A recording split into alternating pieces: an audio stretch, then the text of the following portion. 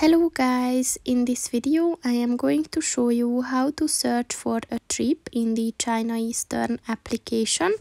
But first I just want to mention, don't forget to subscribe to my channel, because at 10,000 subscribers I am going to show you my whole YouTube revenue statistics and growth strategy, as well as how to make money online.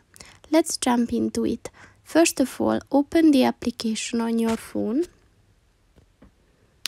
And then click on the trip button at the bottom of the page. So to search, you have to give your order or ticket number. Then you have to give your first name, optionally your middle name if you have one, and then your last name. And then just click on the search stroke button, and it will appear on the screen with a valid order number. So that's pretty much it for this video, guys. See you in the next one. Goodbye.